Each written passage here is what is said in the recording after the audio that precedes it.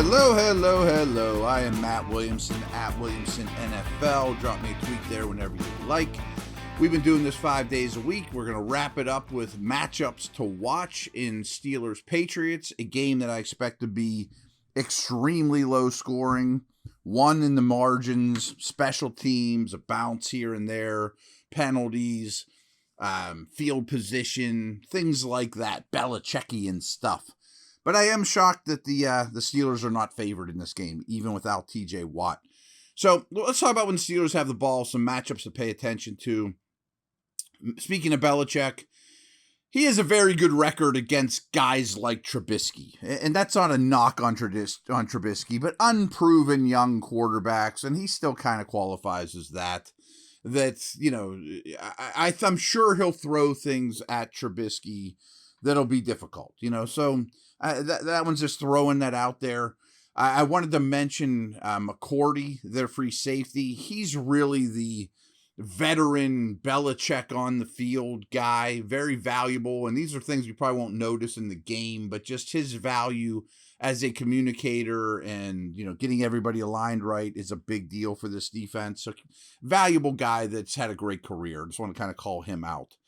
I think the Patriots' best defensive player right now is Matthew Judon. He might be their best football player. And with all respect to Judon, he's very good. He's not great.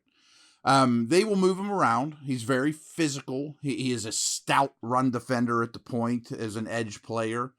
More often than not, I would expect him to be lined up over Chooks, the right tackle. And Chooks' protection's been really good. So I would expect the Steelers to leave Chooks on Judon a fair amount alone. That still favors Judon, but it'll be a good test for Chooks. I mean, if he holds up that department, I'll be pretty impressed. And he'll get some help here and there, chips on the way out, 3rd and 8, those type of things. But what worries me is running to the Judon side. He's so stout and physical at holding that edge and forcing everything into the linebackers that I'm really going to keep an eye on him. The Steelers' success when running at Judon.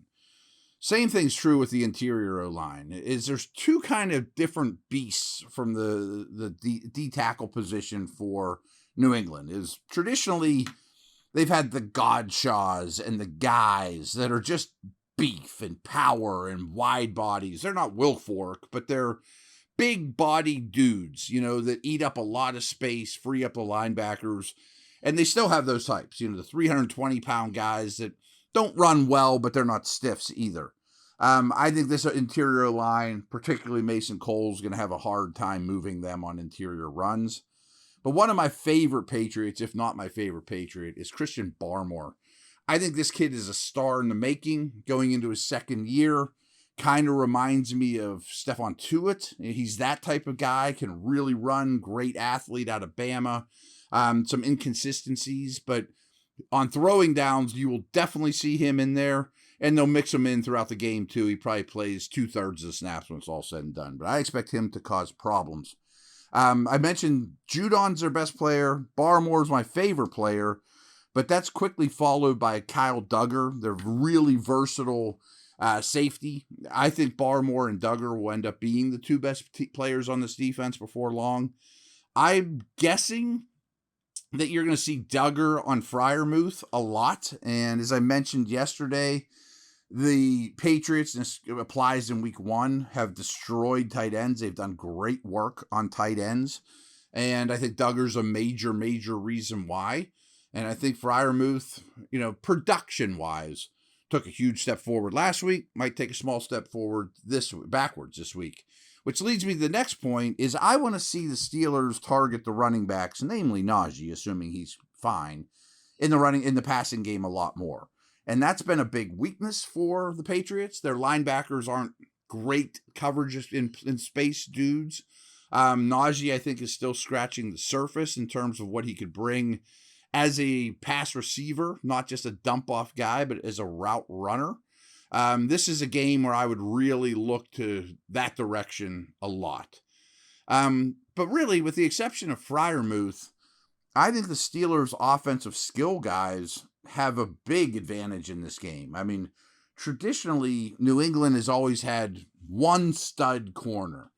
Gilmore, J.C. Jackson, Revis, like they go outside the organization and pay those guys. Well, that's not how they're built now.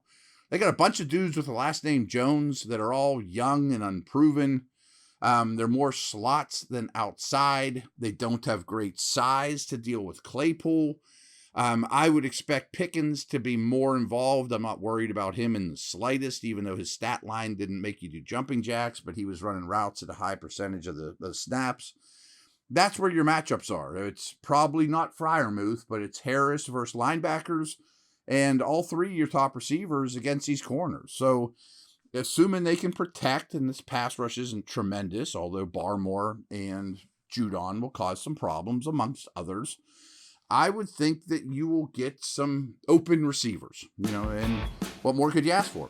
So those are the matchups I'm looking at on the offensive side of the ball.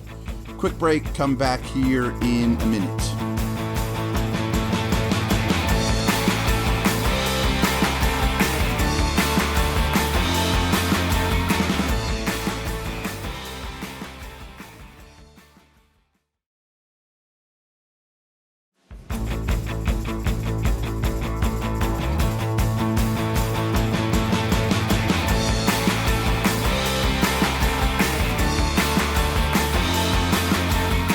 All right, we are back, and the Mac Jones-led Patriots coming to town here to do battle against the T.J. Watt-less Steeler defense. So without Watt in the fold, I think you blitz a lot. And, we talked about this, that against the Patriots, you saw a lot of too high shells, very little blitz, and still got home. Well, without Watt, I think you put Minka back in the deep middle for this game, as opposed to using him all over the place as they want to do. But for this game, I think I park him in the deep center field, crowd the middle of the field, crowd the line of scrimmage, blitz Jones a lot, and really generate pressure that way. Because I don't fear their receivers at all. I mean, much different conversation, total opposite conversation of what we just had. I mean, Kendrick Bourne's their most efficient receiver. Myers is their most consistent but boring move the chain slot machine type. Devontae Parker they're treating as their one. I like Devontae Parker, but I don't think he'd even play in the Steelers 3 deep. So I think the Steelers corners as a whole probably have that advantage. Not by leaps and bounds. It's not the best group of corners in the league. But I'm trusting those guys with Minka as my goalie over the top, and trying to take away quick-hitting routes, the run game, attacking Jones with blitz. I think that's the strategy I'm using here. And the Patriots are really always going to be, they're pretty much 50-50 of 11 personnel and 12 personnel. And so that's a very high percentage of 12, with one back, two tight ends, two receivers. They want to get Jonnu Smith, Hunter Henry on the field together. I mean, they're paying them to do that. They didn't make that happen much in the past, but they did last week. So I think you're going to see a lot of heavy sets with them. They no longer have a fullback on the field. So I think Edmonds is a key guy, especially if Minka is often in the deep middle. You're going to see a lot of snaps. Edmonds on tight ends, probably Henry more than Smith, but not necessarily. Big game for him. More so as a coverage player, but also against the run. I think I told you guys this the other day. I mean, they ask a lot of different duties from Edmonds, none of which I think are ridiculously challenging for this particular game, but he is going to be a key guy, in my opinion, for sure, because they want to feature these tight ends, and Edmonds does a nice job in tight end coverage. So here's another interesting little wrinkle, is we know Watt's not playing. And Reed will fill in his spot, I assume, at left outside linebacker. See, this is the thing I'm going to look at more than anything, is the obvious fix for the Watt thing is you put Reed in on the left side, Highsmith stays on the right. Okay, I mean, I can live with that. I like Reed. He's kind of the opposite of how I describe Judon, though, is he's a little light in the pants to play the run, 90% of the snaps and secure that edge, but he's explosive. He's a twitchy guy, good change of direction, not the biggest, but gets off the ball, and he can play either side. But why I bring this up is the tackles for New England couldn't be more different. Their right tackle is Isaiah Wynn, who's an undersized tackle, first-round pick, very agile, light feet, built more like a guard, but isn't a mauler to be a guard to handle power. So he's, I don't want to call him a finesse player, but he's light on his feet. He deals with speed pretty well, where Trent Brown doesn't at all. I mean, Trent Brown is a massive, massive human being who spent most of his time at right tackle. He's playing the left side for New England now. I don't quite understand the logic of why Wynn isn't on the left and Brown is on the right, but that's where they're comfortable. That's what they're rolling with. And he is a power player. You know, like him versus Reed is probably 100-pound difference. Him versus Highsmith is probably an 80-pound difference, or, you know, something like that. Highsmith absolutely can beat him one-on-one with speed, quickness, technique, pass rush moves, all those things. But, you know, where would you rather have Highsmith? Because he could play on the left side too. I mean, he could bully Win. Reed could be this small guy, you know, coming against Brown. Just curious how they work that. And I also have this hunch that you might see some new formations that they haven't featured yet. And for those of you that have been paying attention, I've talked about this with the Marvin Leal since they drafted him.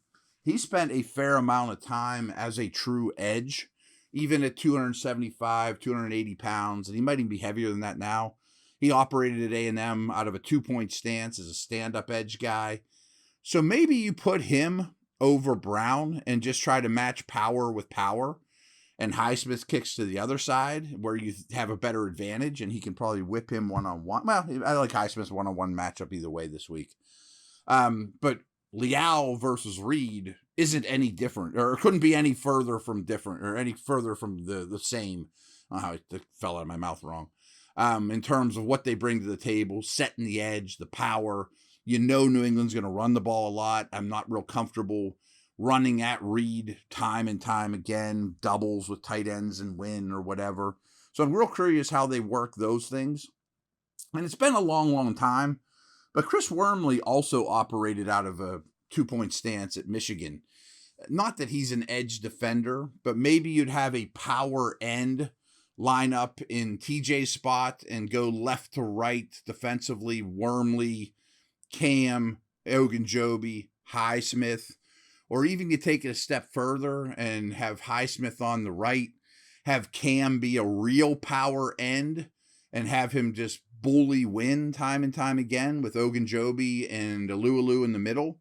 I think that's a possibility. Or if I am going to use Cam in that regard as a edge player, and I'm not talking like asking him to be Joey Porter dropping into coverage. I'm just saying align him on the outside shoulder of the tackle, you know, or head up on a tackle. Would you rather fight mass and put Hayward on Brown? Or would you rather have Hayward just try to bull rush the smaller Win? So all those things are really interesting to me. Even without Watt across their defensive front, the Steelers have a lot of options. But their best players with Watt out of the mix, with all respect to Reed, who I think is a really good pickup, and I think he's going to be a success here, you know, when asked upon as a 3 and as a spot starter. But your best players probably include having 3 big people when in your 4-man front and Highsmith, as opposed to 2 big people, Watt and Highsmith. You see what I'm saying with this? I hope I'm describing that all right. But that might be a new wrinkle. And what's interesting to me, and trust me, I'm sure the coaches are aware of this, is that fits the Patriots. Like, that wouldn't fit against the Bengals, who are going to play 11 personnel with 3 receivers and throw it all over the place. You need to be fast. You don't want big, heavy people. Alualu didn't play a ton. You know, but this week, if you practice that and install that package, then you have a very short week and travel to Cleveland in just a couple days. Well, they're the perfect team to do those things against. I mean, they're a big run-first team that uses a lot of tight ends. So maybe this is a 2-week stint without Watt where your opponents say, change your front up a little bit on defense and get bigger. And Leal would fit that extremely well. Cam can do anything. And Wormley would as well. You know, I mean, he's the least dynamic of those 3, but you trust him. and he would hold the point there well. Because I worry if you play a lot of snaps with Highsmith and Reed, who, again, I like both players, in these next 2 weeks, that your edge run defense is compromised a little bit, And so that's what I have to say about all that. We'll see how that happens. I will definitely mention those things as soon as the game is over and get in your ears that way. Curious how their defensive fronts align. So that's my biggest thing to watch in this game. All right, thanks. We will talk to you soon. Bye.